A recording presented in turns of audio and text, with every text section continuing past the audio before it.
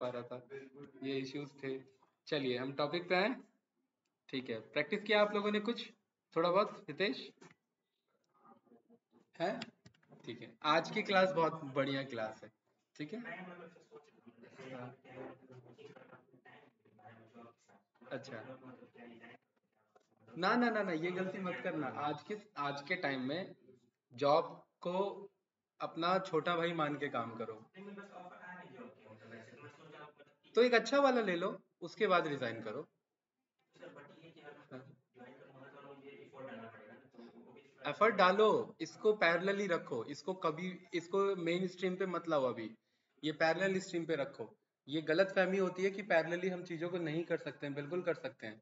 भाई बंदों ने यूपीएससी क्रैक कर लिया जॉब के साथ यार, ये तो फिर भी एआईएमएल का टॉपिक है, कॉन्सेप्ट है बस। वो नहीं, वो वापस ले लेना। हाँ वो वापस ले लेना, क्योंकि अभी ना जॉब जॉब सिनारियो मार्केट का उतना फेवर में नहीं है। हाँ हाँ, आईआईटी का इस बार का रिजेक्शन हो गया प्लेसमेंट का, 36% का नहीं प्लेस्ड करा पाए बंदों को। उनको फिर बाद में उनको उनको लगा कि नेगेटिव सेंटिमेंट मार्केट में जा रहा है, उन्होंने अपने न्यूज को ही उन्होंने रिजेक्ट कर दिया मार्केट के। हाँ, प्लेसमेंट हो रही है, ये चाहिए ना भाई। आईआईटी का टैग है, कितने से स्टार्ट? कम से कम 20-25 लाख से स्टार्ट होना चाहिए। 5 लाख से करवाओ आईआईटीएंस को स्टार्ट, देखो भर भर के प्लेसमेंट होगी। उनका एक टैग लग जाता है, रीजन ये क्योंकि उनका आईआईटी करने में ना बहुत पैसा खर्च होता है। पहले का टाइम था आईआईटी सस्ते में होती थी, अब आईआईटी का 1 साल का फीस बहुत महंगा फीस है। 2.5 से 3 लाख रुपए 1 साल का फीस जाता है। 8 से 10 लाख रुपए में आईआईटी पूरी। हाँ, अरे पैसा लगता है ना भाई रिसर्च रिसर्च में। हाँ, अभी मोदी गवर्नमेंट के टाइम से इसका रेट बहुत ज्यादा हाई हुआ है आईआईटीज का। बंदे इसीलिए कर लेते हैं क्योंकि स्कॉलरशिप्स मिल जाता है, टैग से मिल जाता है। आपकी फैमिली क्या थी, हटा दो साइड में। एक बैंकर से एक रिस्क लेता है कि भाई ये आईआईटी कैंडिडेट है, तो कल को ये अच्छा कर लेगा, तो एक रिस्क लेते हैं। हाँ हाँ, वो तो है खैर, वो तो है।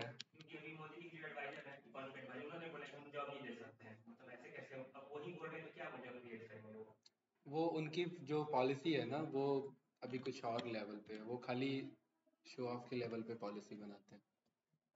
उनका काम है कि बस शो करो कि हम बहुत अच्छा कर रहे हैं, अंदर से भले ही कुछ भी हो। अरे क्या बात कर रहे हो, पढ़े लिखे क्यों नहीं होंगे? इकोनॉमिक एडवाइजर कभी पढ़ा लिखा ना, ऐसा हो सकता है? पॉलिटिशियंस नहीं चलाते हैं ना, फिर भी चलाते तो एडवाइजर्स ही हैं सारे। हाँ, आईएएस वगैरह ही चला रहे हैं, बस यही है कि रूलिंग जो होती है वो मिनिस्टर से होती है। मिनिस्टर्स, अब कोई प्रोजेक्ट आया वो पास करना है, आईएएस की कमेटी ला करके उसे दे देगी, भाई साइन तो उसी को करना पड़ेगा ना, मंत्री को। वो नहीं करता है, प्रोजेक्ट होल्ड पे रहता है, सारा मामला वहीं पे अटका रहता है। कमेटी और सेक्रेटरी तो अपना प्लान कर ही रही है, फुल प्रूफ कर ही रही है। हर मंत्रालय में एक से एक डेलीगेट्स मौजूद है अच्छे से। हाँ, ये पूरा सेंट्रल सेक्रेटेरिएट का काम ही क्या है, वो देश चलाने का काम वही है। आप इंडिया गेट के बगल में जाओ, नेता सब मिलेंगे इधर मंत्रालय में, सेक्रेटेरिएट में मिलेंगे वो मंत्री जो देश चला रहे हैं, मतलब मंत्री नहीं होकर के डेलीगेट सब जो है, सेक्रेटरी सब। तो खेल तो सारा उसी का है। खैर ये सब एक अलग बात है, अलग टॉपिक है, राइट? इन सब में तो चर्चा का विषय, इन सब पे पॉडकास्ट करना पड़ेगा। तब बात बनेगी। ठीक है, आज का टॉपिक बहुत अच्छा है, तो वो भी स्टार्ट कर लेते हैं, ठीक है। हाँ, लीनियर का ही हमने क्या किया था भाई, लास्ट ट्रेन टेस्ट स्प्लिट हमने सीखा था। हाँ कर दिया था, ट्रेन टेस्ट स्प्लिट कैसे हम ब्रेक करके अपने डेटा को पार्ट में, एंड कुछ डेटा पे ट्रेनिंग कराते हैं, कुछ बचे हुए डेटा का टेस्ट में यूज करते हैं, ठीक है। आज का जो हमारा टॉपिक है वो है हमारा लॉजिस्टिक रिग्रेशन का, ठीक है। देखिए, लीनियर रिग्रेशन हम तब यूज करते हैं जब हमें कंटिन्यूस डेटा को प्रिडिक्ट करना होता है। कंटिन्यूस डेटा जैसे आज रेनफॉल कितने की होगी, ठीक है। ये स्टॉक का प्राइस है, ये अपकमिंग कितना वैल्यू जा सकता है, एक सिंगल वैल्यू की बात होती है, ठीक है। भाई इस कंपनी का सेल्स नेक्स्ट मंथ में कितना हो सकता है, इस कंपनी का रेवेन्यू कितना हो सकता है, क्वेश्चन मार्क, एक सिंगल वैल्यू आंसर आता है, यस या नो, एक न्यूमेरिकल वैल्यू आंसर आता है। तो इस टाइप के प्रॉब्लम के लिए हम लीनियर रिग्रेशन इन जनरली यूज करते हैं। जब भी आप कंपनी में काम करो, ध्यान में देखना प्रॉब्लम क्या है, प्रॉब्लम में प्रिडिक्ट क्या करना है, क्या क्लास प्रेडिक्ट करना है या वैल्यू प्रेडिक्ट करना है? वैल्यू प्रेडिक्ट करना है तो रिग्रेशन का प्रॉब्लम है, उसमें भी सिंगल प्रेडिक्ट करना है या मल्टीपल प्रेडिक्ट करना है? मल्टीपल के बेस पे करना है तो multiple linear regression, single input के बेस पे सिंगल आउटपुट लेना है तो सिंपल लीनियर रिग्रेशन। ठीक है, देन आपका लॉजिस्टिक का केस हो जाता है। लॉजिस्टिक का केस तब होता है कि भाई आपका पर्टिकुलर में अगर बात करूं कि ये बंदा इंश्योरेंस बाय करेगा या नहीं करेगा, जहां पर क्वेश्चन मार्क आ जाता है यस और नो। ठीक है, यस, क्लियर है? हाँ, रिजल्ट में आपका यस और नो के बेसिस पे, ट्रू और फॉल्स के बेसिस पे, तो ये प्रॉब्लम आ जाती है क्लासिफिकेशन की। मेरे पास एक फ्लावर का फोटो है एंड मेरे पास 10 कैटेगरी है। मैं पूछना चाहता हूँ कि ये फ्लावर इनमें से किस 10 कैटेगरी से बिलोंग करता है, अगर इसका लेंथ और ब्रेड्थ और शेप एंड साइज ऐसा है तो मुझे क्या प्रेडिक्ट करना है? एक क्लास प्रेडिक्ट करना है, यस या नो? ठीक है, आप हो और अभी इंडिया में इलेक्शन होने वाले हैं, 3-4 मेजर पार्टी है जो नोन में है, आप किसको वोट दोगे? ये किसका क्वेश्चन बन गया? क्लासिफिकेशन का प्रॉब्लम बन गया, बिकॉज इसका जो आंसर आने वाला है वो एक टेक्सचुअल आंसर आने वाला है, और टेक्सचुअल आंसर को हम बोलते हैं कैटेगोरिकल वैल्यू, क्योंकि दिए हुए कैटेगरी में से आपको किसी एक को पिक करना होता है। अपने तरफ से कैटेगरी नहीं बनाते हैं, ऑलरेडी से कैटेगरी होती है, आप उसमें से किसी एक कैटेगरी को प्रिडिक्ट करते हैं कि भाई ये कैटेगरी हो सकती है, वो कैटेगरी हो सकती है। कैंसर प्रिडिक्शन क्लासिफिकेशन का काम, ब्रेन ट्यूमर प्रिडिक्शन क्लासिफिकेशन का काम, डायबिटिक प्रिडिक्शन क्लासिफिकेशन का काम, हेल्थ डिजीज पूरा टिका हुआ है लॉजिस्टिक क्लासिफिकेशन के बेसिस पे। हेल्थ में जैसे कि किसी पर्सन को डायबिटिक है या नहीं, उसका बीपी का डेटा, उसका ब्लड का डेटा, जो भी उसका सैंपल्स का डेटा हो सकता है, उसका पास्ट रिकॉर्ड, उसके बेस पे मुझे ये बताना है कि ये पर्सन डायबिटिक पेशेंट है या पेशेंट नहीं है। भाई ऐसे बहुत सारे जो आपके क्या बोलते हैं, ये जो लैब टेस्ट वाले होते हैं, इन सब के पास बहुत सारा डेटा होता है, लाखों करोड़ों पेशेंट का डेटा होता है। उनको ये पता होता है ना कि जब जब पेशेंट के अंदर ये प्रॉब्लम निकली है, तब तब ये बाद में हमने ऑब्जर्व किया कि उसे डायबिटिक था। ये है कि नहीं है? यस या नो? ऐसा तो होगा उन पे डेटा। तो ये एक लेवल डेटा हुआ कि नहीं मेरा, कि इनपुट मुझे पता है और बाद में मुझे पता लगा कि उन्हें डायबिटिक था, डायबिटिक पेशेंट थे वो, यस या नो? तो ये मुझे पता लग गया कि वो मेरा लेबल डेटा है। उन्हीं लाखों करोड़ों डेटा में अगर अब मुझे पता करना हो कि अगर इस टाइप का कुछ इनपुट आता है तो मुझे बताइए कि क्या इसे डायबिटीज हो सकता है या नहीं हो सकता है? ये क्वेश्चन मार्क लग गया ना यस और नो के बेसिस पे, कैटेगरी के बेसिस पे, तो ये मेरा क्लासिफिकेशन का प्रॉब्लम बन गया। तो क्लासिफिकेशन भी मेरे दो तरीके की होती है, एक होता है मेरा बाइनरी क्लासिफिकेशन, वीडियो ऑन है, ठीक है, बाइनरी क्लासिफिकेशन, एंड सेकंड होता है मेरा मल्टी क्लास क्लासिफिकेशन। सेम वही जो सिंपल और आपने मल्टीपल में पढ़ा था difference, multi class classification, LASSIFICATI, ठीक है। क्या मतलब है भाई हितेश, देख के समझ में आ रहा होगा, multi class classification, binary classification. Binary classification में जिसमें से कोई एक चीज को प्रेडिक्ट करना, आपके पास दो ही पॉसिबल आउटकम्स हो, यस और नो, ट्रू और फॉल्स, मैच जीतेगी या हारेगी, ठीक है, आज बारिश होगी या नहीं होगी, स्टॉक प्राइस गिरेगा या अप होगा, ये बंदा इंश्योरेंस बाय करेगा या नहीं करेगा, ये बंदा आज कंपनी आएगा या नहीं आएगा, इसे डायबिटीज है या नहीं, इसे कैंसर है या नहीं। इन सब में दो ही पॉसिबल मेरे स्कोप हो सकते हैं, यस और नो के बेसिस पे। तो जब भी इस टाइप का प्रॉब्लम आए तो मेरा क्या हो जाएगा? बाइनरी क्लासिफिकेशन सबसे ज्यादा यूज होता है, binary classification. Then second approach मेरा क्या हो सकता है? Multi class classification. भाई चार पार्टी है, ये बंदा किसको वोट देगा? ठीक है, इस बंदे को डायबिटीज के साथ कैंसर भी है, इस बंदे को डायबिटीज के साथ कोई और इश्यूज भी है, वो भी मेरा मल्टी क्लास क्लासिफिकेशन का हो गया। जब ये मेरे पास एक फ्लावर का डेटा है और मेरे पास ये 10 फ्लावर के कैटेगरीज हैं, इनमें से ये 10 में से कोई भी हो सकता है, इस बार 2 डेटा नहीं है ना आउटपुट पे, इस बार 10 डेटा है, तो मल्टी क्लास क्लासिफिकेशन हो गया, यस या नो? है कि नहीं है? फेशियल जो आप रिकॉग्नाइज करते हो वो भी मल्टी क्लास क्लासिफिकेशन का होता है। आपका फेस जब कैमरे पे जाता है तो आपको डिटेक्ट करता है, इसका जाएगा तो इसका डिटेक्ट करके बताएगा ये हितेश है, ये राहुल जी है, ये बताएगा कि नहीं बताएगा? उसे कैसे पता है कि भाई इस टाइप का इमेज आएगा तो मुझे ये बताना है, इस टाइप का इमेज आएगा तो मुझे ये बताना है? वो मल्टी क्लास क्लासिफिकेशन है मेरा। तो मल्टी क्लास क्लासिफिकेशन का कोई लिमिट नहीं है, 1 2 3 4 8 10 100 कितना भी हो सकता है, जितना ज्यादा डेटा होगा इनपुट पे उतना अच्छा मेरा एल्गोरिदम होगा। ये बात तो क्लियर है? कोई डाउट तो नहीं भाई? नो। हाँ, इंडिपेंडेंट डेटा मेरे पर जितने होंगे, ठीक है, ओके। तो मुझे ये पता लग गया कि बाइनरी क्लासिफिकेशन मेरा काम करता है, ठीक है। अब ये समझते हैं कि भाई सिंपल लीनियर रिग्रेशन मेरा काम करता है y = mx + c पे। एक सिंपल लीनियर इक्वेशन पे। ऐसे ही मेरा लॉजिस्टिक जो मेरा रिग्रेशन है, इस टाइप के प्रॉब्लम को सॉल्व करने के लिए हम कौन सा रिग्रेशन यूज करेंगे? लॉजिस्टिक। लॉजिस्टिक रिग्रेशन, ये तो प्रॉब्लम है, ठीक है। इस टाइप की प्रॉब्लम के लिए मशीन लर्निंग में कौन सा एल्गोरिदम है? लॉजिस्टिक रिग्रेशन का एल्गोरिदम है। इस लॉजिस्टिक को वो लॉजिस्टिक जो आपके ट्रक होते हैं उन सब से मत कंसीडर कर लेना, लॉजिस्टिक का सामान लाने ले जाने वाले, ठीक है। ये लॉजिस्टिक रिग्रेशन एल्गोरिदम को रिप्रेजेंट कर रहा है मेरा, जो क्लासिफिकेशन के प्रॉब्लम्स पे वर्क करेगा। तो इसके अंदर जैसे सिंपल लीनियर में आपका लीनियर रिग्रेशन एल्गोरिदम यूज होता था, y is equal to mx plus c, same इसके अंदर आपका एल्गोरिदम यूज होता है जिसे हम कहते हैं सिग्मॉइड फंक्शन, ठीक है।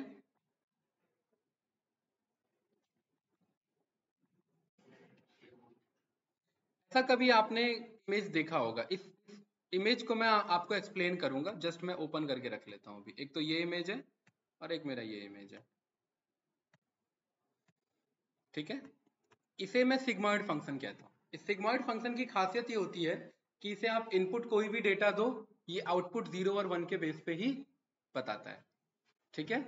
इसका आउटपुट हमेशा 0 और 1 होता है, इनपुट कैसा भी रहे आउटपुट 0 और 1 के बेसिस पे। और ये आउटपुट देता है इस फॉर्मूला के बेसिस पे, ठीक है। ये फॉर्मूला अभी हम डिटेल में देखेंगे, अभी जस्ट यहाँ तक क्लियर है। सिग्मॉइड फंक्शन को हम मशीन लर्निंग के टर्म में से एस कर्व भी बोलते हैं, क्योंकि ये एस जैसा दिखता है मेरा, राइट। तो कभी कभार इंटरव्यूअर पूछ लेता है एस कर्व क्या होता है, सिग्मॉइड फंक्शन क्या होता है, सिग्मॉइड फंक्शन का यूज क्या होता है, कौन सा एल्गोरिदम में इसका यूज पड़ता है। और यही एक फेमस फंक्शन है जो आगे जाकर के एआई में कन्वर्ट होता है। नहीं, ये 0 और 1 के बेसिस पे ही डेटा आउटकम में देगा।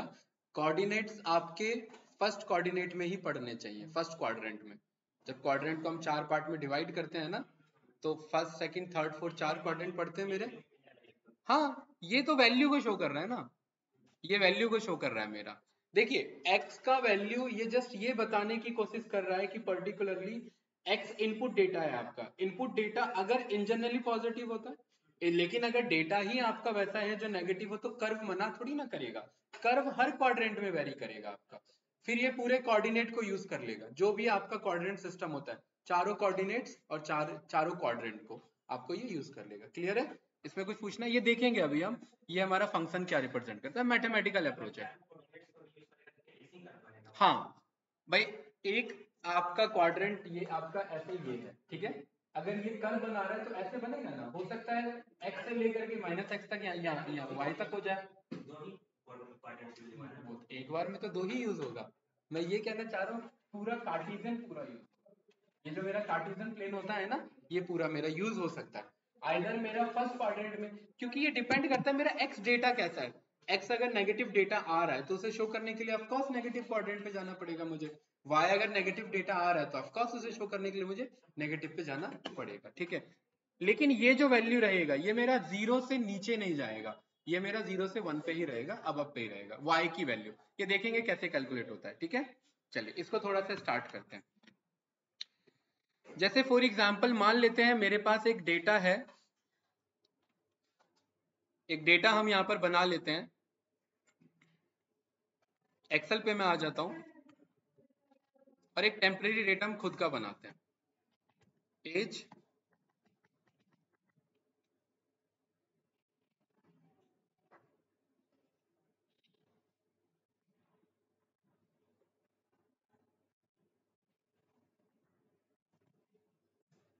ठीक है।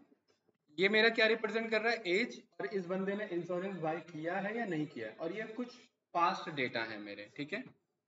20 साल का बंदा नहीं बाय करता, 22 साल का बंदा नहीं बाय करता, 25 साल का बंदा समवॉट बाय कर लेता है, ठीक है। 26 साल का बंदा बाय कर लेता है, 28 साल का बंदा भी बाय कर लेता है, ठीक है। एंड 35 साल का बंदा नहीं बाय करता, ठीक है। बाय कर लेता है नहीं बाय करता, हम जानबूझ के एक गलत डेटा दे रहे हैं क्योंकि 100% एक्यूरेसी ना आ जाए, वरना आप ही बता दोगे 2500% सब बाय कर रहे हो। इसके लिए मॉडल बनाने की क्या जरूरत है, ठीक है। 50 साल का बंदा बाय कर लेता है, ठीक है। 80 साल का बंदा बाय कर लेता है, और कुछ एक आध डेटा और ले लेते हैं। 10 साल का बंदा, 15 साल का बंदा, ये सब नहीं बाय करते हैं, ठीक है। कुछ इस तरीके का मेरा डेटा है। क्लियर? ओके, इसको मैंने कर दिया सेव और इसे कर लेते हैं CSV में सेव, डेस्कटॉप।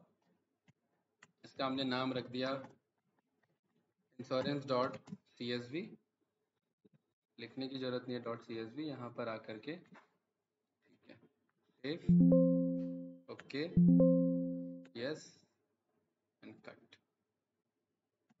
परफेक्ट भाई, इंपोर्ट कर लिया हमने pandas एज pd को, इंपोर्ट कर लिया हमने numpy एज np को, इंपोर्ट कर लिया हमने matplotlib.pyplot एज plt को, इंपोर्ट कर लिया हमने cbon को,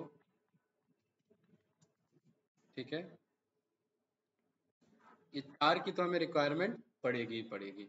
प्लस ये हमारा लॉजिस्टिक रिग्रेशन एल्गोरिदम है, ये हमारा from sklearn dot model selection से हम किसे इंपोर्ट कर लेंगे, ट्रेन टेस्ट स्प्लिट को, ये हमने लास्ट टाइम सीखा था, ठीक है। एंड फ्रॉम sklearn डॉट आपका लीनियर मॉडल में से हम इंपोर्ट कर लेंगे लॉजिस्टिक को। ये लॉजिस्टिक भी किसका पार्ट है, लीनियर का ही पार्ट है, क्योंकि कैलकुलेट उसी के बेस पे हो रहा है। अभी शो करूंगा कैसे। देखिए इतने मॉड्यूल तो आपको लोड करने पड़ेंगे यहाँ पर, तब जा करके आप स्टार्ट करेंगे अपना। आपने डीएफ बना लिया pd.read_csv और आपने यहाँ पर ये CSV डेटा को भेज दिया। इंश्योरेंस का ये रहा आपका डेटा, कंट्रोल शिफ्ट C, यहाँ पर हमने पेस्ट कर दिया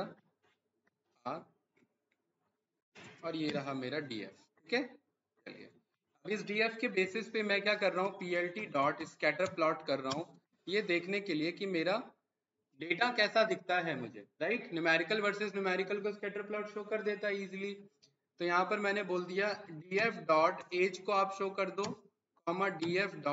इंश्योरेंस वाला जो खेल है, क्या स्पेलिंग है इंश्योरेंस वाले की, नहीं आ रहा है क्या, लिख देते हैं, चलिए ऐसे उठा नहीं रहा आज, क्या बात है, लिखना ही पड़ेगा। यहाँ पर ही हमने रन किया, कुछ इस तरीके से मेरे पास आया, यस या नो। अब देखिए ध्यान से देखना,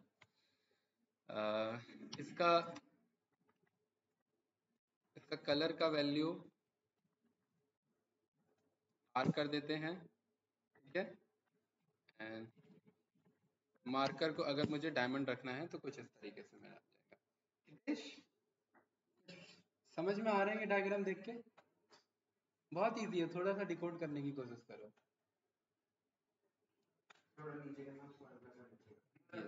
कोड को ये रहा, राहुल जी इस डेटा की खासियत है,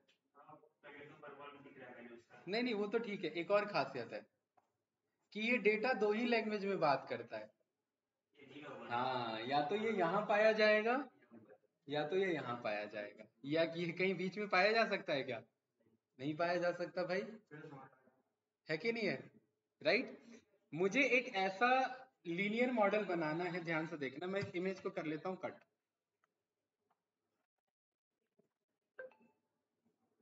पेंट पे आ जाते हैं, पेंट नहीं है यहाँ पर।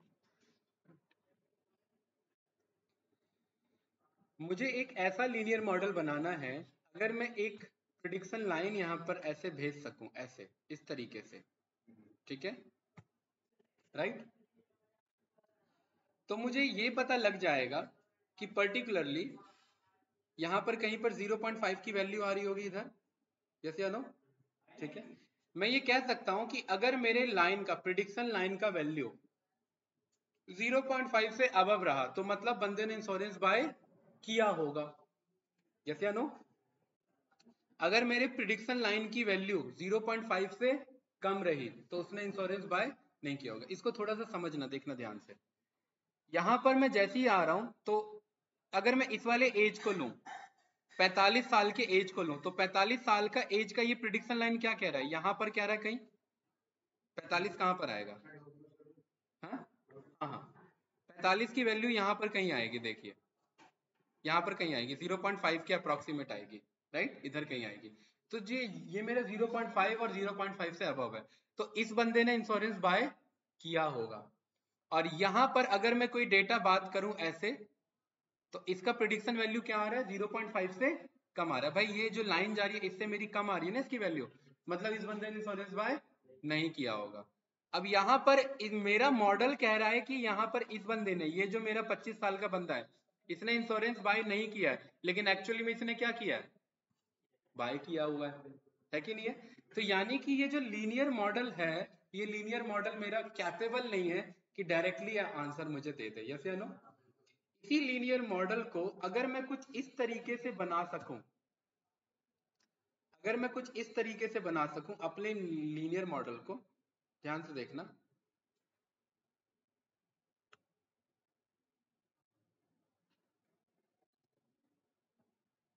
ये कुछ एस टाइप का कर्व, कुछ इस तरीके से या फिर कुछ इस तरीके से, ठीक है, या फिर कुछ इस तरीके से। एक मिनट, थोड़ा सा इसे बोल्ड कर लेते हैं।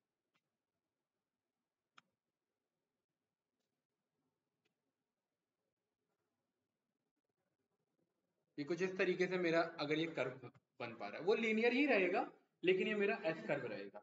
ये एस कर्व अब क्या करेगा, ये एस कर्व ये करेगा कि हर एक इंडिविजुअली डेटा पॉइंट को यहाँ पर चेक करेगा। देखिए इधर, इसमें भी अगर 0.5 से अबव मेरा डेटा गया, तो ये एस कर्व मेरा कैपेबल है। यहाँ पर देखिए ये 25 का बंदा है, ये 25 वाला कहाँ पर मैच हो रहा है, यहाँ पर मैच हो रहा है, यस या नो। क्या ये 0.5 से अबव की वैल्यू पे मैच हो रहा है कि नहीं हो रहा है, मतलब इस बंदे ने बाय किया होगा। यहाँ पर आप चेक करेंगे तो ये लोअर बाउंड्री पे मैच हो रहा है, मतलब इस बंदे ने बाय नहीं किया होगा। यहाँ पर आप चेक करेंगे तो ये लोअर एंड अपर दोनों पे मैच हो रहा है, ठीक है, लेकिन यहाँ पर मेजर ट्रेनिंग टाइम में उसे क्या मिल जाएगा कि इस बंदे ने बाय नहीं किया होगा। ये एस कर्व मेरा कैपेबल हो जाएगा कुछ इस तरीके से बताने के लिए कि भाई पर्टिकुलरली अगर 0.5 से अबव की प्रोबेबिलिटी आती है तो मतलब बंदे ने इंश्योरेंस बाय किया होगा, और अगर 0.5 से नीचे की प्रोबेबिलिटी आती है मतलब बंदे ने इंश्योरेंस बाय नहीं किया होगा। अब इसी एस कर्व को यहाँ पर थोड़ा सा देखिए, S curve sigmoid function and linear line, कुछ इस तरीके से।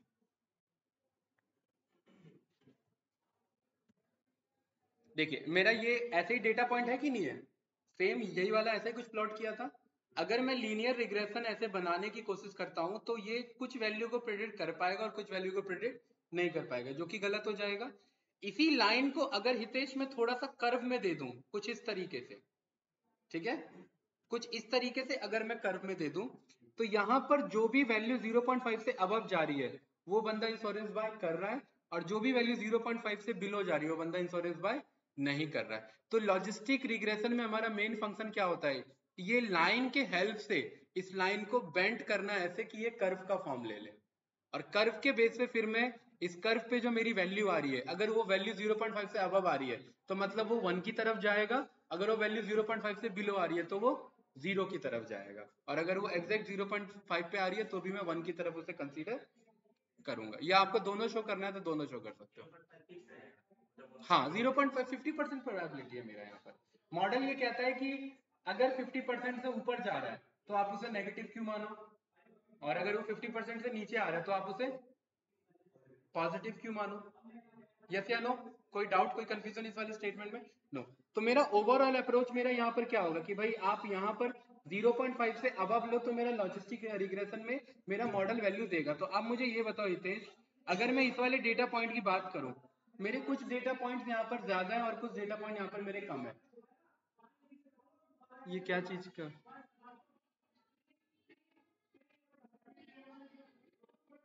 ये किस चीज का आवाज है, एक मिनट वेट करना।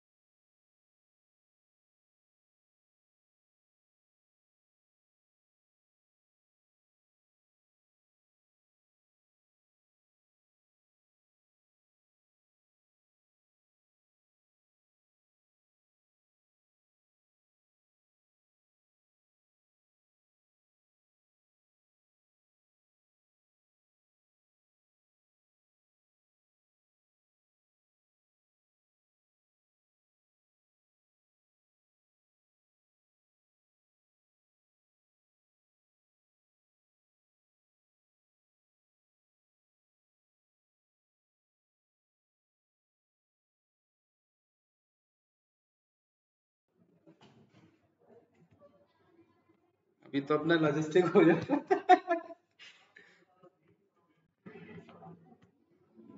ऐसे में थोड़ी ना हो पाएगा, मतलब मजा ही नहीं आ रहा था, यहाँ कुछ और बोल रहे हैं, वहां कुछ और चल रहा है। नहीं, फैकल्टी नहीं हो एक्चुअली, थोड़ा सा मिस मैनेजमेंट हो गया, थोड़ा सा थॉट्स कम्युनिकेट नहीं हो पाए। हाँ, उधर वो कह रहे थे कि आपके वो नहीं आए, ट्रेनर नहीं आए, उनको कुछ अर्जेंट बेसिस पे, रवि सर है, उनको कुछ लीव लेना पड़ गया अर्जेंटली। आज इनका पेमेंट का कुछ इशू था, तो वो थोड़ा सा कंफ्लिक्ट हो गया, राइट। खैर वो एक अलग बात है। सो हम कहाँ पर थे? ओके, तो मुझे ये पता लग गया राहुल जी कि अगर मेरा ये डेटा और अच्छा होता है, ये जानबूझ के मैंने एनोमली लिया है, ठीक है। अगर ये डेटा मेरा यहाँ पर और होता, जैसे कुछ इस तरीके से अगर यहाँ पर डेटा होता, राइट, यहाँ पर हमने देखा ना, तो मेरा एस कर्व और क्या हो जाता भाई हितेश, बेटर होता। यानी कि मुझे ये पता लग गया कि मेरे डेटा में एनोमलीज हो सकते हैं, जानबूझ के हमने दिया है, लेकिन एट द एंड लॉजिस्टिक में मुझे बनाना क्या है, लॉजिस्टिक में मुझे एक एस कर्व ही बनाना है, यस या नो। और एस में मेरा अगर प्रोबेबिलिटी का वैल्यू, ये दोनों प्रेडिक्ट करेगा, ये ध्यान रखना। ऐसा क्यों? आप एक बात बताइए मुझे राहुल जी, जब ये यहां से मैं वैल्यू चेक कर रहा था, तो हितेश क्या ये दो लाइन को कट नहीं कर रहा था? एक तो ये लाइन को और एक ये लाइन को, इन दोनों में दोनों का प्रोबेबिलिटी क्या है, एक 0.5 से नीचे है और एक 0.5 से ऊपर है। जिसका प्रोबेबिलिटी ज्यादा होगा मेरा वैल्यू वो कंसीडर होगा। ये दोनों बताएगा, ये बताएगा इसके ना होने के चांसेस इतने परसेंट है और होने के चांसेस इतने परसेंट है। दोनों मिलके क्या होंगे, 100। भाई दोनों मिलके 100 ही होंगे ना, ठीक है। 50-50 हो या फिर 30-40, ये 30-70 हो या 60-40 हो या 90-10 हो, मिलके एट दी एंड तो 100 ही होना। तो मुझे उसमें हमेशा मैक्सिमम वैल्यू को पिक करना है। 90-10 में किसको उठाना है, 90 को उठाना है। 10-90 में किसे उठाना है, मुझे 10 एंड 90 को उठाना है। कोई डाउट, कोई कंफ्यूजन इसमें? नो, ठीक है।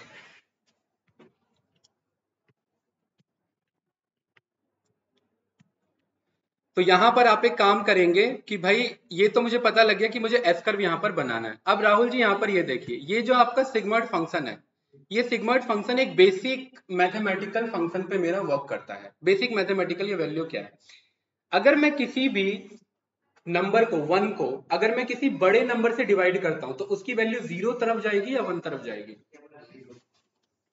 अगर मैं वन को किसी बड़े नंबर से डिवाइड करता हूं तो वो 0 तरफ जाएगी। क्यों? क्योंकि वन, वन का डेनोमिनेटर उल्टा लिख, टेढ़ा लिख दिया वन का डेनोमिनेटर अगर मेरा इंक्रीज होगा, जैसे मान लेते हैं मैंने 500 लिख दिया, तो यहां से ये नंबर मेरा क्या होगा, इसे 0 पॉइंट में कन्वर्ट करेगा। और यानी कि अगर ये वैल्यू मेरा डिक्रीज होगा, ये वैल्यू अगर मेरा डिक्रीज होगा और ये 1 की तरफ आएगा, देखिए नेगेटिव नहीं लेके चलना है, इसे कहां लेके चलना है, 1 की तरफ। अगर ये मैक्स टू मैक्स, ये लास्ट अगर 1 होगा तो ये कट के क्या हो जाएगा, मेरा 1 हो जाएगा। यानी डेनोमिनेटर अगर बढ़ रहा है, चाहे नेगेटिव में बढ़ रहा हो चाहे पॉजिटिव में बढ़ रहा हो, तो ये ऊपर वाले को कट करके 0 के क्लोज ला देगा। और अगर ये एग्जैक्ट 1 आ रहा है तो ये आपका 1 ले आएगा, और ये 1 के क्लोज आ रहा है तो आंसर भी 1 के क्लोज आ रहा होगा। तो ये जो मेरा यूलर्स फंक्शन है, ये मेरा यूलर्स, EULERS यूलर्स फंक्शन, ये एप्सिलॉन को रिप्रेजेंट करता है। एप्सिलॉन का एक अपना कांस्टेंट होता है, कांस्टेंट वैल्यू होता है, ठीक है। यहाँ पर आप चेक कर सकते हैं 2.3 समथिंग आपने कुछ पढ़ा होगा बेसिक मैथमेटिक्स में, वैल्यू ऑफ ई, ये देखा है ना आपने, ठीक है। ये मेरा उसी ई को रिप्रेजेंट कर रहा है। ये कौन सा नंबर है, मेरा यूलर्स नंबर है। जैसे पाई का कांस्टेंट वैल्यू होता है वैसे ये यूलर्स का भी कांस्टेंट अपना वैल्यू होता है। क्लियर है? तो आप यहाँ पर क्या करेंगे, जो भी आपको यहाँ पर वैल्यू निकालना है, इस -x में आप पास करेंगे और ये उसे 0 और 1 के बेस में आंसर बता देगा, ठीक है। यानी कि जैसे कि x का कोई भी वैल्यू गया तो ये उसे कैलकुलेट करेगा और उसे क्या कर देगा, 0 और 1 के फॉर्म में बता देगा। ये थोड़ा एक बार प्रैक्टिकल करके देखें कि एस कर्व कैसे बनता है हमारा, ठीक है। एक आपने फंक्शन पढ़ा होगा नम्पी के अंदर, एक मेरा फंक्शन है उसका नाम है लिनस्पेस, ठीक है। ये लिनस्पेस एक मेरा फंक्शन है, इसे दो चीजें चाहिए होती है कि कहां से नंबर स्टार्ट करना है। ये लीनियरली स्पेस्ड मेरे को एरेज देता है, लीनियरली स्पेस्ड एरेज देता है। कैसे? मैं बोल सकता हूं 1 से लेकर के 50 के बीच में मुझे 100 नंबर चाहिए या 70 नंबर चाहिए, ऐसा मैं कह सकता हूं। ये हर 70 के 70 नंबर क्या होंगे, लीनियरली स्पेस्ड होंगे। मतलब इन सब के बीच में इंडिविजुअली हर एक एरे के एलिमेंट के बीच में क्या होगा आपका सेम डिस्टेंस होगा। कोई कंफ्यूजन इस स्टेटमेंट में? डिफरेंस सेम होगा, यानी कि डिस्टेंस सेम होगा। कोई डाउट इस वाले में? नो। तो मैं np.linspace को मैं यूज कर रहा हूं क्योंकि मैं चाह रहा हूं हर एक वैल्यू पे मेरा ये y की वैल्यू प्रेडिक्ट हो, ठीक है। अब मेरा ये फंक्शन क्या कहता है, ये वाला मेरा ये सिग्मॉइड फंक्शन क्या कहता है कि आपको ये y वैल्यू निकालना है तो आपको क्या करना पड़ेगा, 1 को डिवाइड करना पड़ेगा 1 प्लस e की पावर माइनस एक्स। यस या नो? हितेश कोई कंफ्यूजन इसमें? कुछ पूछना है भाई? कुछ भी पूछना है बेझिझक पूछो, ऐसा नहीं कि माइंड में डाउट रहे। एक मेरे पास मॉड्यूल है उसका नाम है मैथ, और मैथ के अंदर मेरा ई करके कुछ है क्या, है कि नहीं है? या तो मैं हार्ड कोडेड लिखता या तो मैं मैथ डॉट ई मंगा लूं। कोई कंफ्यूजन? नो। मुझे पता है कि ये पावर को रिप्रेजेंट कर रहा है, ठीक है। मेरे पास अगर मैं ई के पावर यहां पर कोई भी नंबर दूं, फॉर एग्जांपल मैंने कोई भी नंबर दिया, देन उसके बाद मुझे क्या करना है, इसमें से मुझे 1 ऐड करना है। इसमें मुझे क्या करना है भाई, 1 ऐड करना है। और इस पूरे को मुझे क्या करना है हितेश, पूरे को 1 से डिवाइड करना है। क्या ये मेरा यही फंक्शन बनता है कि नहीं बनता? यही फॉर्मूला बताइए, ध्यान से देखिए। 1 divided by 1 plus math of ये मैथ का e का पावर 2। एक मैंने x की वैल्यू दे दी है, कोई कंफ्यूजन? और वहां पर x की वैल्यू कैसी है मेरी, अभी नेगेटिव है, तो यहां पर भी पावर मेरा कैसा होना चाहिए, नेगेटिव होना चाहिए। e की पावर माइनस 2, कुछ इस तरीके से ये मैंने पास कर दिया। ये मुझे बदले में एक इसने मुझे क्या दिया, एक आंसर दिया, और वो आंसर हमेशा 0 और 1 के बीच में होगा। यहाँ पर आप कोई भी ये नंबर बदलिए, ये देखिए तो भी क्या है, 0 और 1 के बीच में। आप कितना भी बड़ा नंबर रखिए, आंसर हमेशा क्या होगा, 0 और 1 के बीच में होगा, उससे बियॉन्ड ये नंबर नहीं जाएगा। देख रहे हैं? क्लियर है? यहाँ पर आप कितना भी वैल्यू कम करिए, फॉर एग्जाम्पल मैंने यहाँ पर 1 ही रख दिया तो 0 तक जा रहा है। यहाँ पर मैं वैल्यू और कम ले लेता हूँ, जैसे मैंने 1 पॉइंट समथिंग कुछ ले लिया, 11 पॉइंट, तो मेरा वैल्यू बढ़ रहा है। मैं इसे माइनस में ले लेता हूँ, मैंने क्या किया, माइनस में ले लिया, माइनस समथिंग दिस। एक मिनट, रिजल्ट मेरा ज्यादा बड़ा हो गया। रिजल्ट ज्यादा बड़ा कैसे हो गया भाई, मेरा, ठीक है। माइनस में आप अगर ज्यादा नंबर ले रहे हो, पावर को रिप्रेजेंट कर रहा है, तो वो पर्टिकुलरली ये मेरा किसके क्लोज आ रहा है राहुल जी, ये मेरा 0 के क्लोज आ रहा है। क्यों? क्योंकि 10 रेज़ टू दी पावर मेरा कितना चल रहा है, माइनस का 0.7 चल रहा है, ठीक है। तो इस चीज का ध्यान रखना, नेगेटिव नंबर जाएगा तो भी रिजल्ट देगा 0 के क्लोज, पॉजिटिव नंबर जाएगा तो भी रिजल्ट देगा 0 या 1 के क्लोज। इसका आंसर घुमा फिरा के कहाँ रहता है, 0 और 1 के बीच में रहता है। कोई confusion? Max to max 1, negative to मतलब लीस्ट टू लीस्ट 0 रहेगा। हाँ, तभी तो वो वैल्यू ज्यादा लार्ज हो रहा था ना, ज्यादा नंबर पे क्या कह रहा था कि मैं कंप्यूट नहीं कर पा रहा हूँ, ज्यादा वैल्यू पे मेरा क्या हो रहा है, रिजल्ट टू लार्ज हो रहा है, ओवरफ्लो एरर आ रहा है मेरा, इसलिए हमने थोड़ा सा वैल्यू छोटा कर दिया है। आप जो कह रहे हो ना नेगेटिव नेगेटिव पॉजिटिव होगा, बिल्कुल पॉजिटिव होगा, ठीक है। इसीलिए मेरा रिजल्ट इसमें रिटर्न भी कर रहा है। कोई कंफ्यूजन? ठीक है, चलिए। तो अब मैं कह रहा हूँ ये जो मैंने बनाया इस बार एक्स में, ये मत, ये 76 तो हम मैनुअली लिख रहे हैं, इसको इसकी जगह 1 डिवाइडेड बाय 1 प्लस, मैं एक यहां पर 1 डिवाइडेड बाय 1 प्लस मैथ का ई, ई का पावर कितना, माइनस में। मैं कह रहा हूं ये जो मैंने पूरा कोड लिखा, इस पूरे कोड को मैं क्या मान ले रहा हूं, एक्स। कोई कंफ्यूजन? नो। यहां पर मैंने क्या पास कर दिया, एक्स, तो मुझे एक एरे मिलेगा, ठीक है। और ये वो एरे है जो 0 और 1 के बीच में आ रहा होगा मेरा, मतलब अगर देखिए राहुल जी इसे ध्यान से समझना, अगर x की वैल्यू ये होती है, यूलर्स ने उसे किस में कन्वर्ट किया, इसमें कन्वर्ट किया। अगर x की वैल्यू ये होती है तो यूलर्स ने उसे किस में कन्वर्ट किया, समथिंग कुछ इसमें कन्वर्ट किया। तो इसको जब आप प्लॉट करोगे ना, इस वाले डेटा को, कोई कंफ्यूजन, इसको मैंने क्या नाम दे दिया, डेटा नाम दे दिया।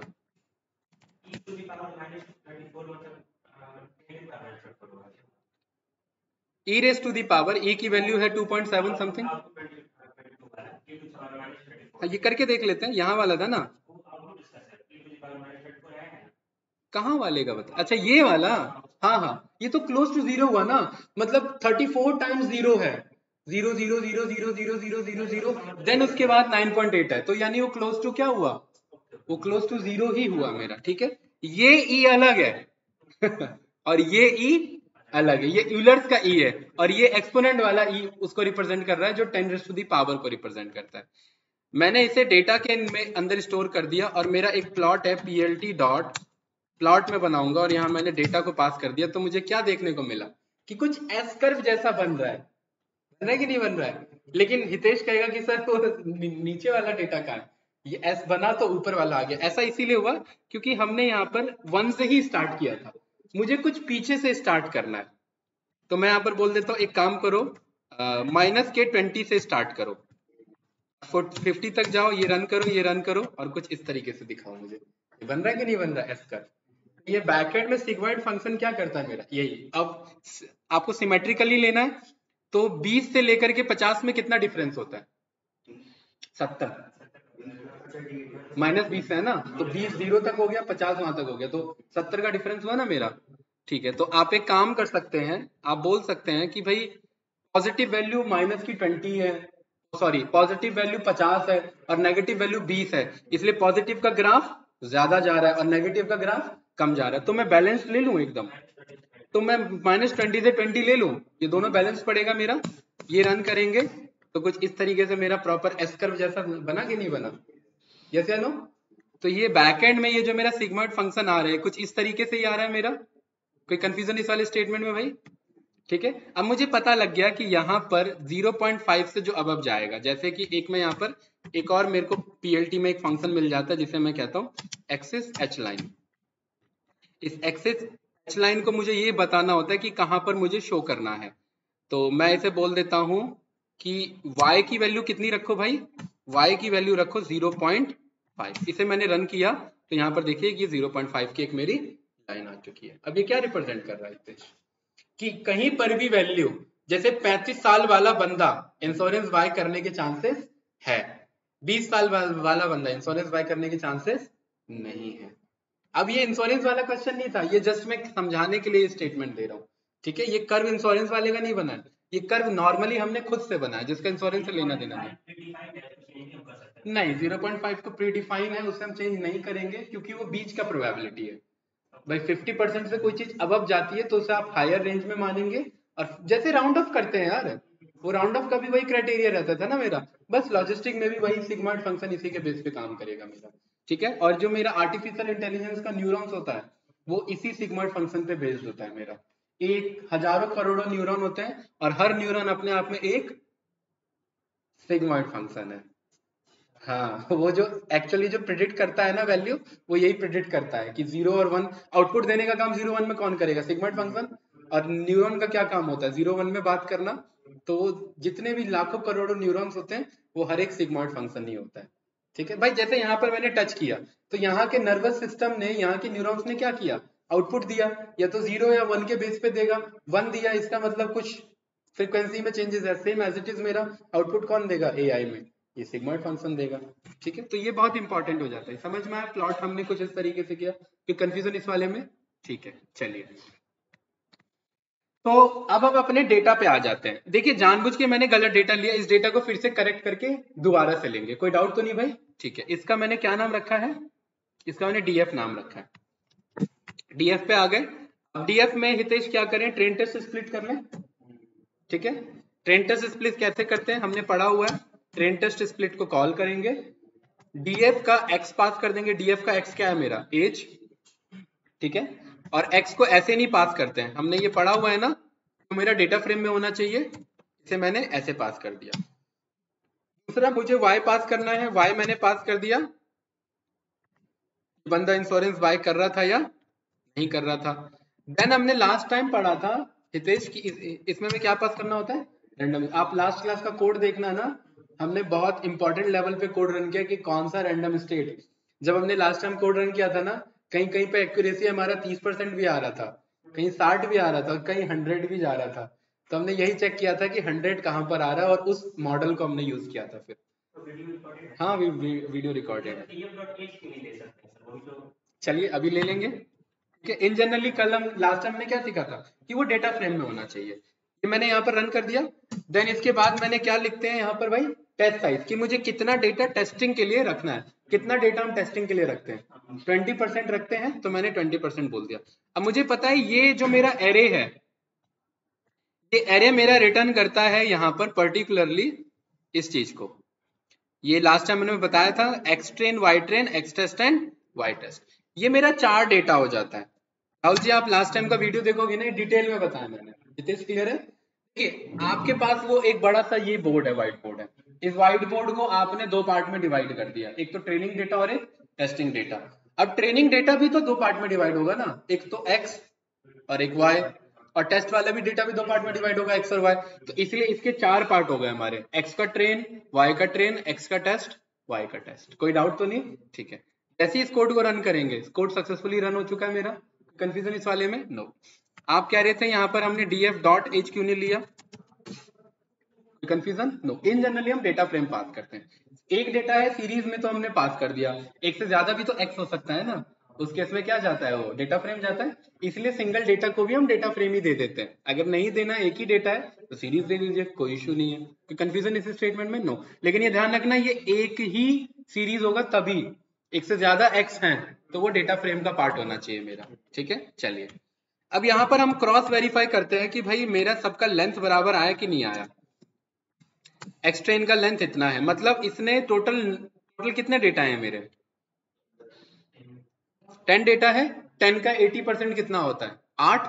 तो उसने ट्रेनिंग में कितना डेटा दे दिया? 8। सही किया कि नहीं किया? ठीक है। ऐसे ही मैं एक्स का टेस्ट चेक करूं तो उसमें कितना होना चाहिए? 2 डेटा। ये 2 डेटा है कि नहीं है मेरा? परफेक्ट। ऐसी Y train Y test check करने की जरूरत नहीं, क्योंकि वो तो उसके कॉरेस्पॉन्डिंग अपने आप उठाया होगा उसने। क्लियर है भाई? ठीक है। देन हम यहाँ पर बनाते हैं एक मॉडल। मॉडल हम इस बार क्या बनाना चाह रहे हैं? Logistic regression. तो लॉजिस्टिक रिग्रेशन का मॉडल असाइन कर देंगे। देन फिर हम बोलेंगे मॉडल डॉट फिट, और ये फिट पूरे मशीन लर्निंग में एक ही फंक्शन रन करेगा, उसका नाम होगा फिट। Model dot fit. कोई कंफ्यूजन इस वाले में? नो। ठीक है, यहां पर आपने लिख दिया कि भाई आप पर्टिकुलरली एक्स ट्रेन देते हो यहाँ पर, राहुल जी याद रखना, और आप वाई ट्रेन देते हो। हमेशा 2 डेटा हम यहाँ पर देते हैं। जैसे ही मैं इसे रन करूंगा तो मुझे वैल्यू एरर दे देगा। ऐसा तो नहीं होना चाहिए था, है? चलिए, वो जो आपने जो बोला था ना सीरीज में रख लो, ये उसी का इश्यू है। इसको मुझे क्या करना पड़ेगा? इसको मुझे एक मिनट, इससे मुझे ना सेफ साइज इसका मेंटेन करना है। मैं इसे चेक करता हूँ।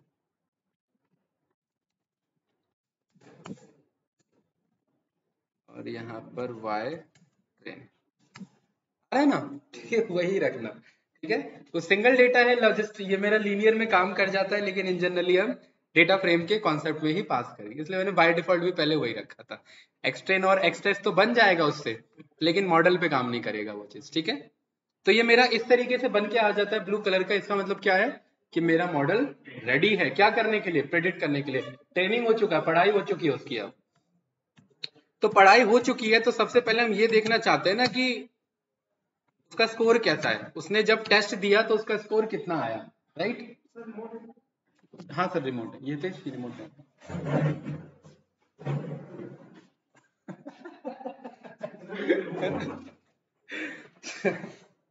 चलिए ठीक है, मॉडल डॉट स्कोर, राइट? तो यहाँ पर आपने बोला कि मॉडल डॉट स्कोर में ध्यान रखना, फिट टाइम में हमेशा 2 डेटा जाता है। ट्रेनिंग ट्रेनिंग किसका? X train Y train. और स्कोर टाइम में हमेशा 2 डेटा जाता है। टेस्टिंग टेस्टिंग किसका? एक्स का और वाई टेस्ट का। यहाँ पर आप पास कर देंगे X test comma Y test. और मेरा ये क्या निकल के आ गया भाई? ऐसा कैसे हो गया? 1 मतलब 100%।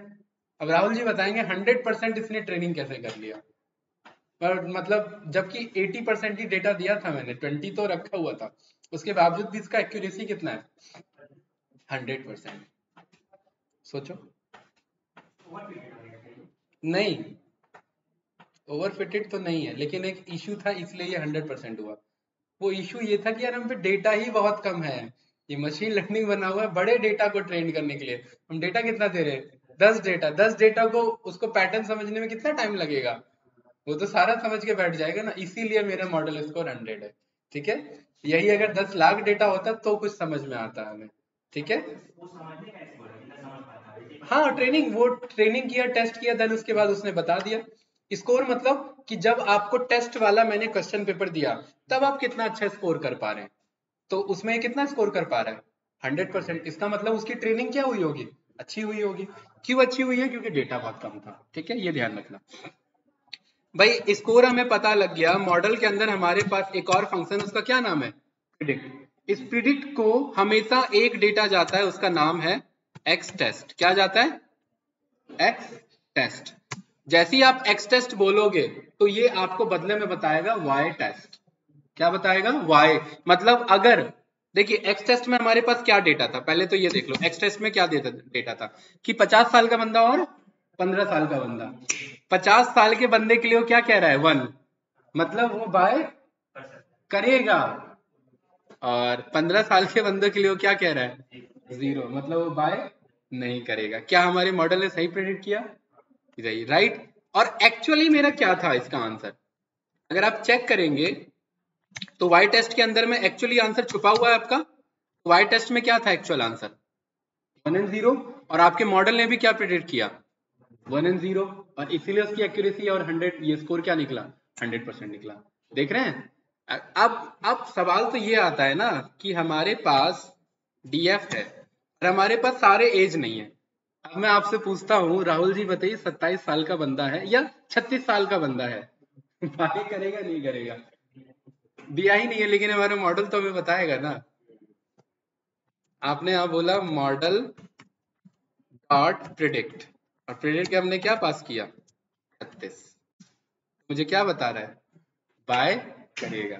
जबकि 35 देखिए जस्ट उससे एक साल पहले वाला मना कर रहा था, क्योंकि हमने जानबूझ के दिया था डेटा। क्योंकि इन जनरली 35 साल वाला भी इंश्योरेंस बाय कर लेता है।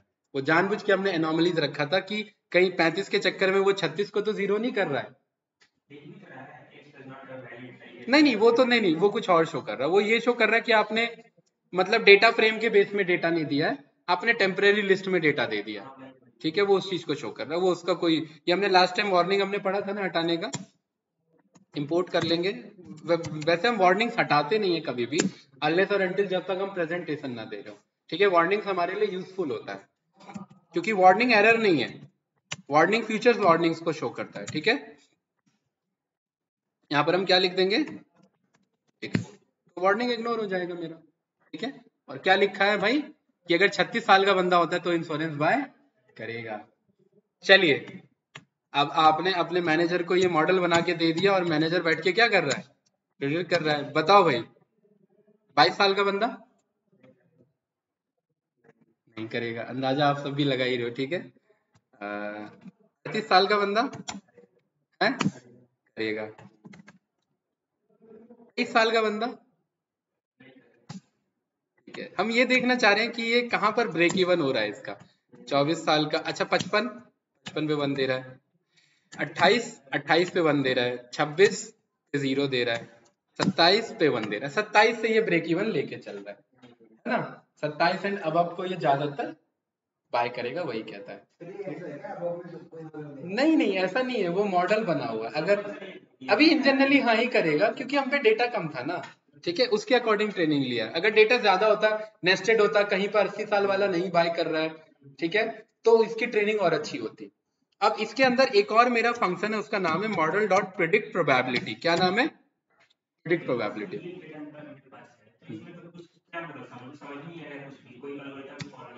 एल्गोरिदम हो तो रहा है, अच्छा उस केस में नहीं, उस केस में भी हम मॉडल बनाएंगे ना। हमारा मेन काम है स्कोर चेक करना। स्कोर खराब है इसका मतलब हमारा मॉडल ट्रेनिंग नहीं ले रहा है। स्कोर से भी पहले हम क्या चेक करेंगे, उसको ऐसे स्कैटर प्लॉट में प्लॉट करेंगे। अगर और 0 और 1 में बहुत ज्यादा उलझा हुआ है तो फिर हम उसको डेटा को क्लीन करेंगे। सब प्रोसीजर है, आपको एट द एंड एल्गोरिदम बनाना होता है। क्योंकि जैसा भी डेटा हो, उस डेटा में से मान लेते 10,000 डेटा में से 20 काम का डेटा था, उस 20 डेटा पे आप एल्गोरिदम बना के दोगे। जहां पर पैटर्न पॉसिबल है वहीं पर आप डेटा देते हैं। हाँ बिल्कुल, जहां नहीं होगा, कोई पोर्शन में तो होगा ना, उस पोर्शन पे वर्क करेंगे। इसलिए आगे जाकर के हम आउटलायर्स डिटेक्शन को रिमूव करना, फीचर्स इंजीनियरिंग पे काम करना, फीचर्स डिटेक्शन पे काम करना, जिसमें काम के फीचर्स होते हैं उन्हीं को हम पिक करते हैं, वो सारी चीजें हम सीखते हैं। ठीक है, क्लियर है भाई। अब देखिए, आपसे मैं कह रहा था ना कि ये 0.5 से अब बिलो की बात करेगा, तो मैं कह रहा हूं एक्स टेस्ट में आप मुझे बताओ कि एक्स टेस्ट पहले तो है क्या। ये रहा मेरा एक्स टेस्ट, 50 साल और 15 साल वाला बंदा ये कह रहा था कि 50 वाला बाय करेगा और 15 वाला बाय नहीं करेगा, लेकिन 50 वाला बाय करने के कितने % चांस है ये कौन बताएगा? ये बताएगा प्रिडिक्शन प्रोबेबिलिटी। ठीक है, ये क्या बता रहा है? ये होता है 0 और ये होता है 1। ये बता रहा है कि उसके बाय करने के चांसेस प्रोबेबिलिटी कितने % है? 91% के साथ ये दावा कह रहा है कि वो बाय करेगा। और 15 साल वाले के बाय ना करने के कितने चांसेस हैं? क्योंकि पहला 0 होता है, कितना %? 77% के साथ ये कह रहा है कि ये बाय नहीं करेगा। और बाकी 23% ये इन दोनों का सम हमेशा 100 होगा, ये ध्यान रखना। ठीक है, क्योंकि ओवरऑल प्रोबेबिलिटी तो 1 ही होती है। यहाँ तक कुछ पूछना तो बताइए। एक आपने डेटा को उठा करके एक आपने मॉडल बना लिया जिसमें आप बस इनपुट दो, वो बदले में बताएगा कि ये बंदा काम करेगा या नहीं करेगा और प्लस प्रोबेबिलिटी भी बताएगा। इससे अच्छा मॉडल और क्या होता है बताइए? ठीक है, इसी को बड़े लेवल पे ट्रेंड किया जाता है और आपका एल्गोरिदम रन करता है सक्सेसफुली।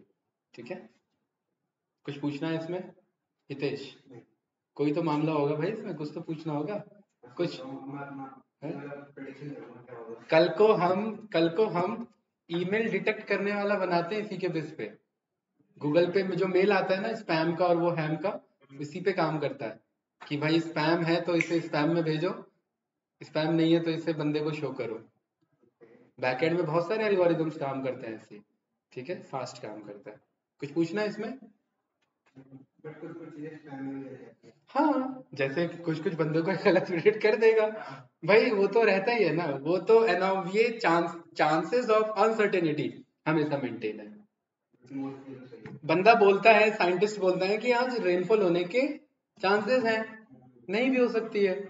ठीक है ना, तो अब बंदे को जाके पकड़ के मारोगे थोड़ी ना भाई उसने ये देखा है कि जब जब वो बोलता है 90% सही बोलता है वो, जो भी वेदर फोरकास्ट करते हैं। ठीक है, क्यों? क्योंकि वो पास्ट डेटा के बेस पे कर रहे हैं। सोचिए इन सब का यूज हम कहाँ कहाँ कर सकते हैं? इन सब का यूज हम कर सकते हैं और यूज होता है, कर नहीं सकते हैं। जितने भी बड़ी बड़ी कंपनीज है वो ये चेक करने के लिए करती है कि इस साल की खेती कैसी रहेगी, राइट? उसका क्राइटेरिया कैसा रहेगा, उसके बेसिस पे वो प्लान करते हैं कि अगर खेती खराब रहेगी तो इस प्रोडक्ट का प्राइस बढ़ने वाला होगा, तो इसके अकॉर्डिंग वो अपना प्लानिंग कर सकते हैं, मार्केट से कनेक्ट हो सकते हैं। क्योंकि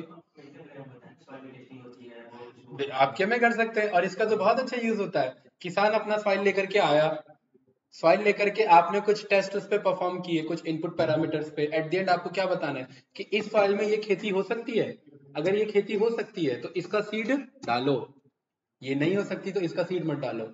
ये किसका बना? मेरा मल्टी क्लास क्लासिफिकेशन का अप्रोच बना और यूज होता है। बंदे बीटेक में बहुत सारे प्रोजेक्ट्स बनाते हैं आईआईटीज में। हाँ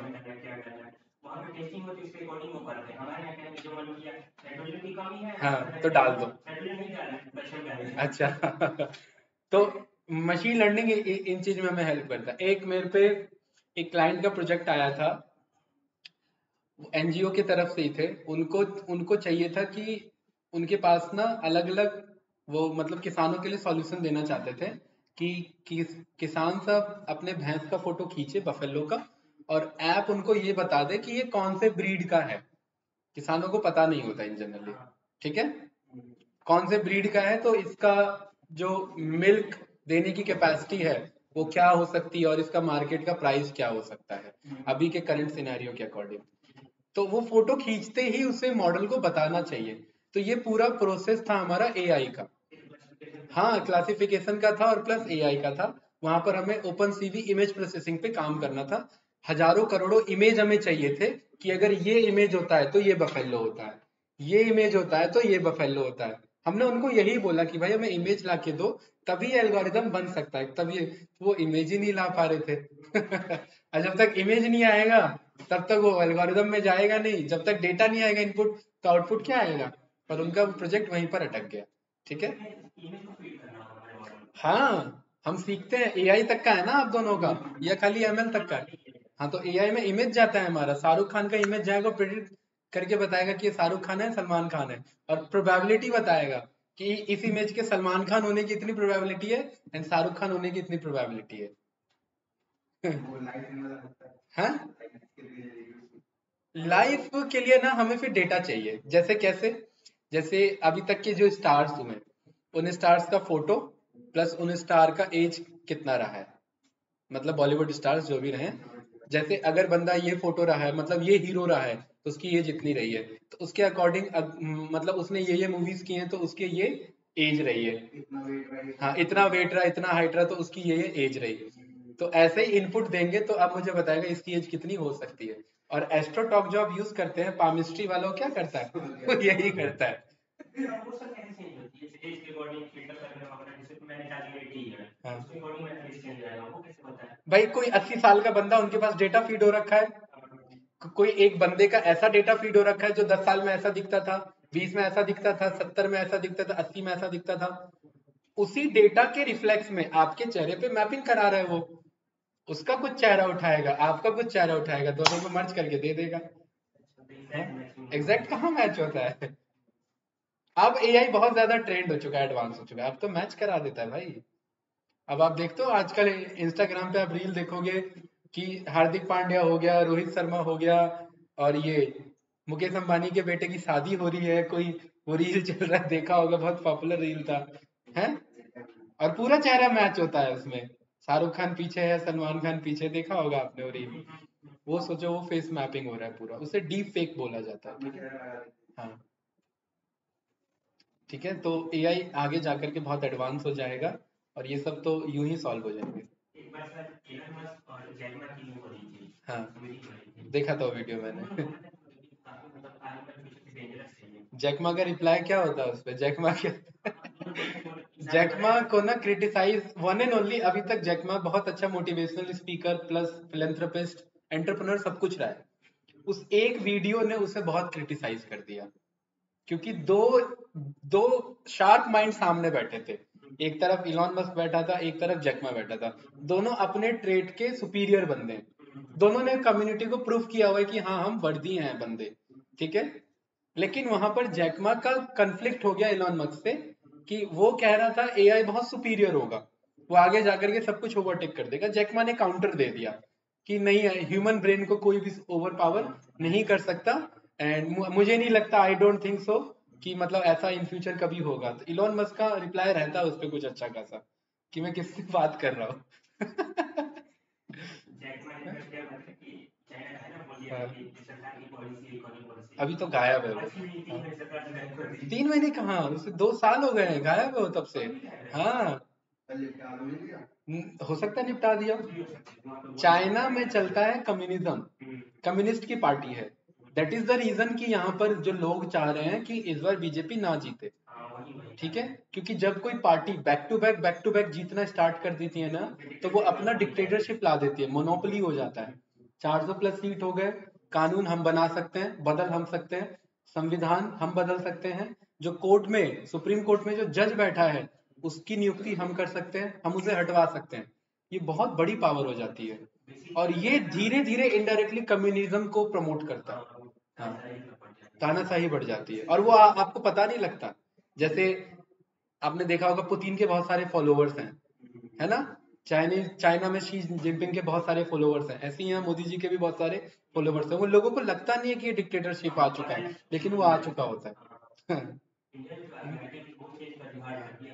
तो ये सारी चीजें हो जाती हैं।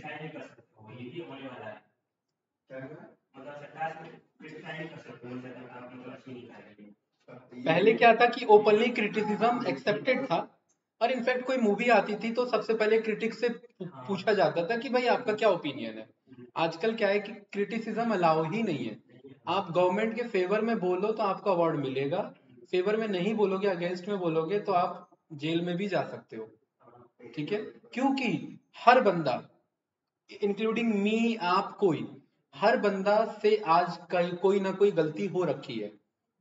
कोई भी गलती हो सकती है, हो सकता है आपको बोल दे कि भाई आपकी 4 लाख प्लस इनकम है, आपने आईटीआर क्यों नहीं फाइल किया। इनकम टैक्स का नोटिस आ जाएगा, आपको 3-4 नोटिस लपेटेंगे, आपको समन दे देंगे और कहेंगे अदालत में आ जाना, अदालत आपको दे देगी रिमांड। खत्म कहानी।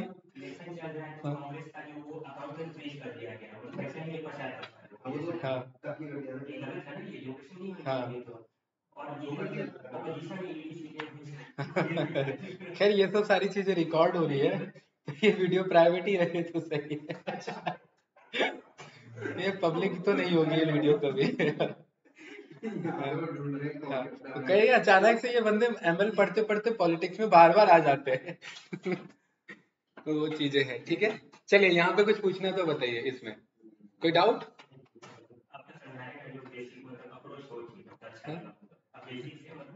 हाँ, चलिए ठीक है। तो यहाँ तक ये चीजें समझ में आई, ट्रेंटर से स्प्लिट से लेकर के लॉजिस्टिक तक, ठीक है। अब इस लॉजिस्टिक में मुझे ये तो पता लग गया कि ये मेरा बाइनरी का केस है। ये बाइनरी मतलब कि आइदर यस और नो, ठीक है। तो एक मैं होमवर्क देता हूँ, आप इसको ट्राई करना, डेटा सेट में भेज दूंगा। और ये एक एचआर का डेटा सेट है, ठीक है। कंपनी का एचआर होते हैं, उनके पास डेटा है कि बंदे का प्रमोशन हुआ था, बंदे की एज इतनी थी, बंदे की सैलरी इतनी थी, लेकिन उसके बावजूद भी वो बंदा छोड़ के चले गया। तो एक लास्ट कॉलम होगा एट्रिशन रेट, यानी ये बंदा टिका या बंदा गया। लेफ्ट साइड में क्या होगा, इनपुट डेटा, राइट साइड में क्या होगा, टिकाया गया, मतलब कंपनी में प्रेजेंट था या छोड़ के चले गया। 1 और 0 ही लिखा होगा। 1 मतलब प्रेजेंट है, 0 नहीं, 1 मतलब लेफ्ट कर गया और 0 मतलब प्रेजेंट है। भाई आपके अकॉर्डिंग है, आप कुछ भी आप अपना खुद का मतलब कोई भी एनालॉजी बना लो। 1 को अगर मैं प्रेजेंट मानता हूँ कि प्रेजेंट है, तो मैं 0 को लेफ्ट मान लूंगा, या 0 को प्रेजेंट मानता हूँ तो मैं 1 को लेफ्ट मान लूंगा, क्योंकि डेटा आप बना रहे हो। हाँ, मैं जो डेटा दूंगा उसमें मैं चेक करके भेजूंगा 1 क्या है, क्योंकि ऐसे तो गलत हो जाएगा ना फिर एनालिसिस, ठीक है। वो डेटा के अकॉर्डिंग है। जैसे यहाँ पर हम बोल सकते थे कि भाई 0 मतलब बाय कर रहा है, ये तो क्योंकि हमने बनाया तो हम बोल सकते हैं, ठीक है ना। 1 मतलब बाय नहीं कर रहा है, लेकिन इस चीज का ध्यान रखना कि डेटा वैसा ही होना चाहिए, ठीक है। चलिए, ये हो जाएगा होमवर्क, कर लेंगे, ठीक है। मल्टी क्लास क्लासिफिकेशन स्टार्ट करें या कल करें, बताओ। हैं?